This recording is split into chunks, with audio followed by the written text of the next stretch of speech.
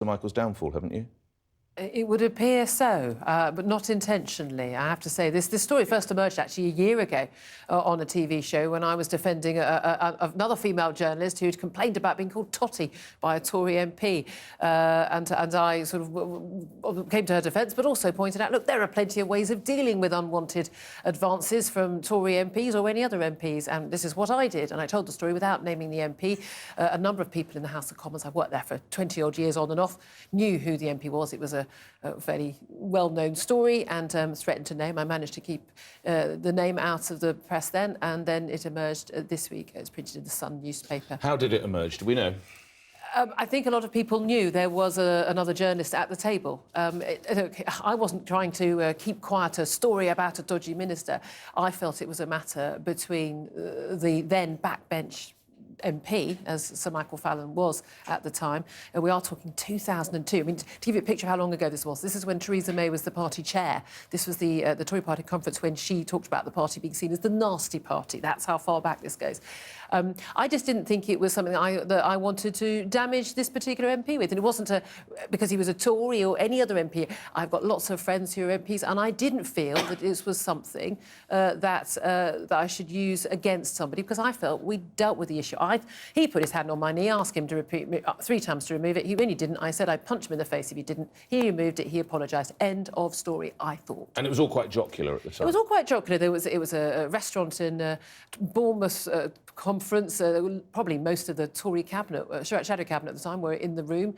It was a very jovial, drink. And you never felt dinner. Intimidated or... Didn't for a nanosecond feel intimidated, humiliated, ashamed, or anything. Sir Michael has talked a lot about it being a different time. You were a political editor at that time. Yeah. Explain, There was never a time when it was OK to go around putting your hand on someone's knee without their permission under a table. No, there wasn't. Well, maybe, I don't know, maybe get away with it in the 1930s or 40s. No, I don't think it was a different time in most people's lives. Maybe it's a different time in terms of the media now and this media feeding frenzy and this witch hunt that we've got now, that anyone who is in public life has to have been so perfect and so squeaky clean all the time. We can't possibly allow anybody who once touched someone on the knee to be in government, which I think is absurd. Do you think it is a witch hunt? That's quite a strong word. I've used the word witch hunt repeatedly this week. I would absolutely like it to be the case, or not a single woman ever has her hand touched, a knee touched or anything else at any point in work that she has not requested and agreed to. Absolutely. However, I don't think we should be, when trying to protect women and young men, it happens to men as well, from sexual harassment, that we should be dealing with cases like this in this way. In your opinion, did he have to resign? My only guess is that there were other allegations coming forward. The people I've spoken to tonight who tell me that there's not any specific allegation coming down the line, but it is likely that I would not have been the only woman that Sir Michael Fallon's knee, whose knee was touched by Sir Michael Fallon. I think that is the implication. And my understanding... We don't know that, of course. Just no, we don't know that. He says that his standards have fallen below those of what we expect of the military, who he represents. But touching a woman's knee is not something we'd expect as a standard. What contact have you had with Sir Michael since he quit? I've had no contact with him since. Have you communicated with him in any way? I sent a text message which will remain private to him. What was the spirit of the text? I will keep it. I will keep that private. That's between him and me. He did not respond, but it is my. He has not responded. He has not responded. It is my understanding that the decision was not wholly Sir Michael Fallon's own decision, and that the request for him to leave came from the Prime Minister. And people watching this, he talked in his statement, his resignation, about keeping to high standards. Many people, not all, but many will say, dear God, he only touched this woman's knee in a strange way. This is probably... It was that one. Let's be... I mean, as long as we're sticking to facts, it was this knee. OK. This is probably asked more questions than it's answered, many would say, by this. I mean, if you look online, people are genuinely perplexed by this, and the reaction I've had to the statement I gave and my reaction to this, saying, oh, look, I tweeted out a picture of my knees saying they're still intact, they're fine, move along, everybody. I think I said, get a grip, just not on my knee. The reaction of that, I think, has 99% been, thank goodness, a common-sense approach. I'm not saying it's OK to sexually harass women. I didn't consider it to be something that needed any further dealing with. There may be women who feel differently. They can handle things their own way or ask someone else to help them. Or, easier, top tip to men, probably don't go around touching women unless you're very, very sure they want to be touched.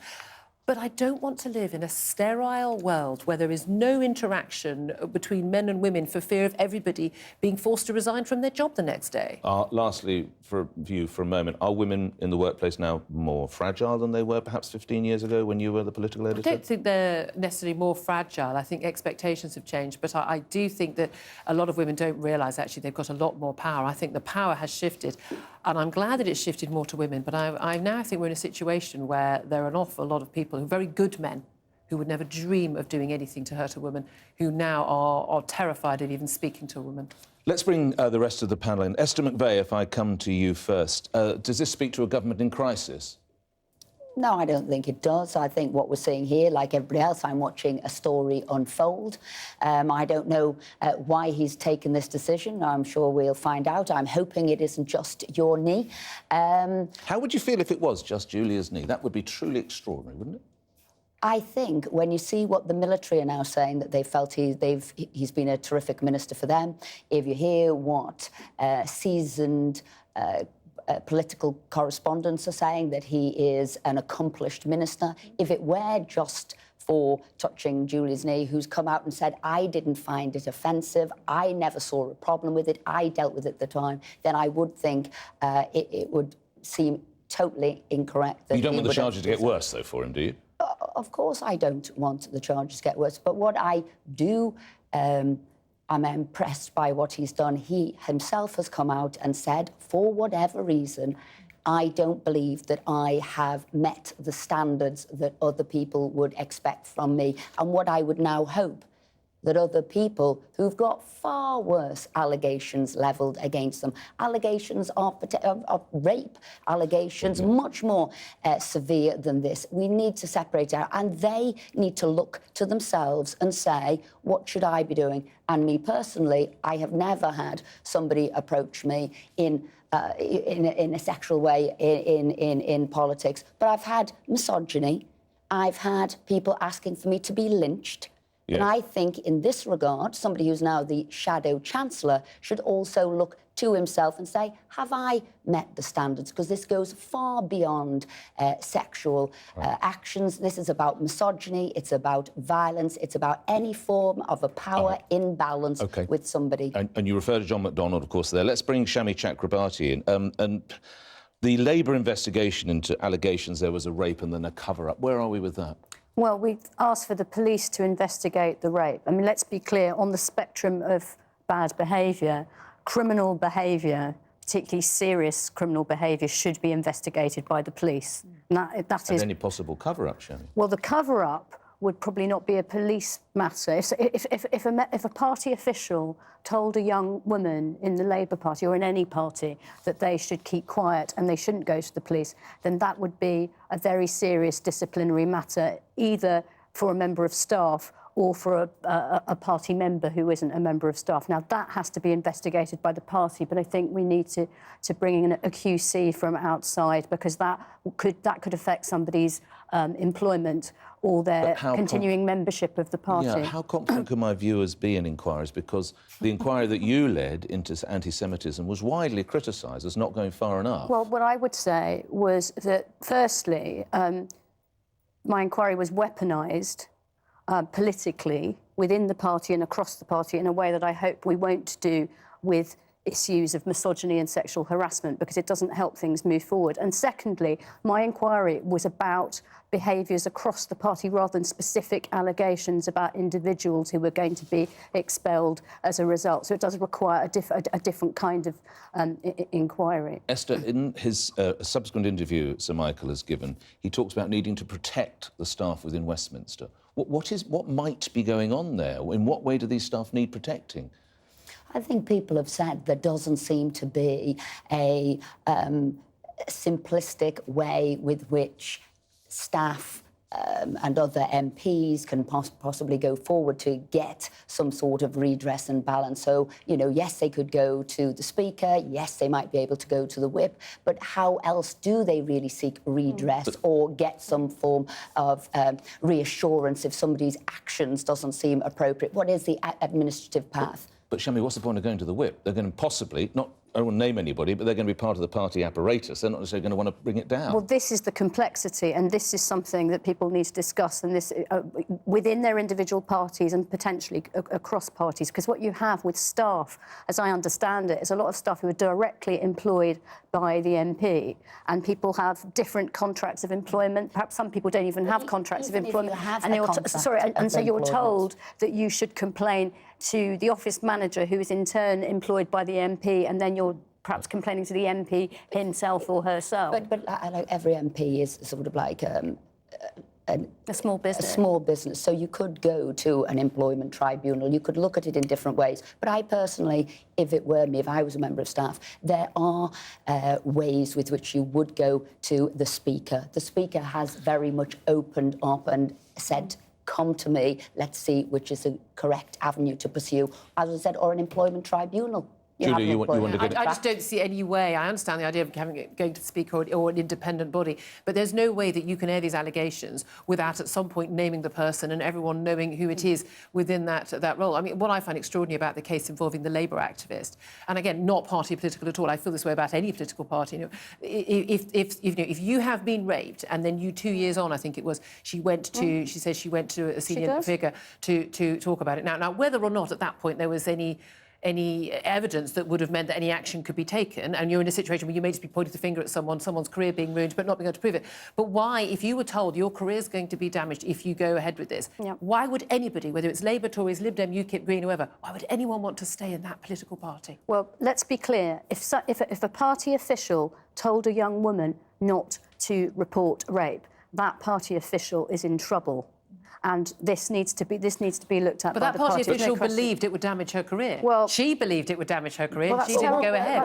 Why did they both think that? Well, you know, we're talking of an age of transparency, and my goodness, we are, because you can video stuff now, you can tape record stuff, you can take photographs of stuff now. This visibility is incredible. The spotlight has now been shone in areas never shone before, and the connectivity, the WhatsApp groups, the ability for other people who are employed, staff members to connect. But this is more recent, the Labour one, Shami, is it not? This is potentially more recent. It was in the last few years for this young... I think we're talking about a period between 2011 and maybe 2014 for the report and so on. But you know, we've got to look into that. On your point about witch hunts, because firstly, I don't think Julia should be made to defend herself by anybody, because fine, Julia can take care of herself and she feels fine, but it may be that other women did not feel that way, and for you speaking out, or maybe you didn't mean to speak out, but it's all come out, would actually encourage other women who don't feel as robust and as powerful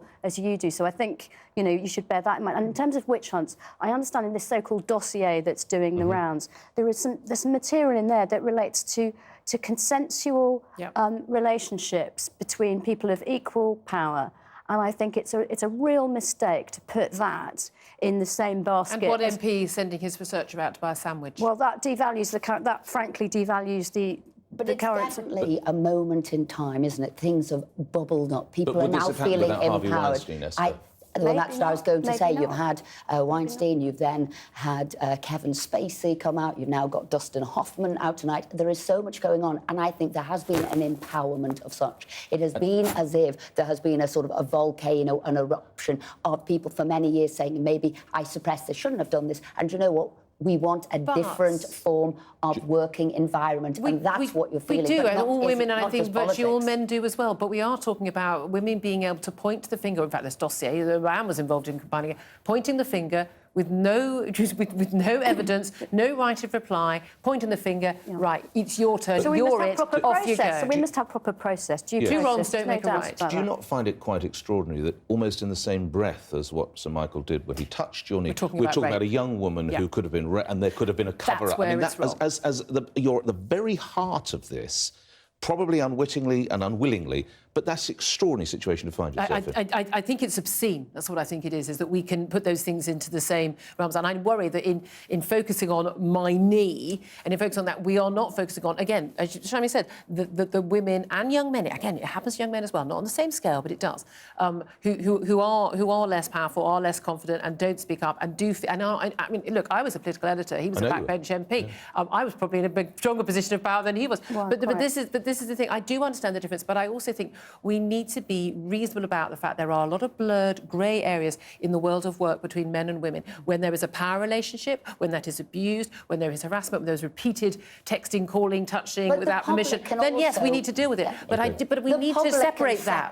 The public can separate out the public difference. is already separating. I think they're looking at Westminster and they are absolutely bemused by what's going on. Maybe there is, and we'll have to see what happens next, but the public can, and we can all separate out the difference between a serious allegation and something that you yourself said you could defend. And I have to separate this just for a moment because we're taking a quick break now. After that, we'll have plenty more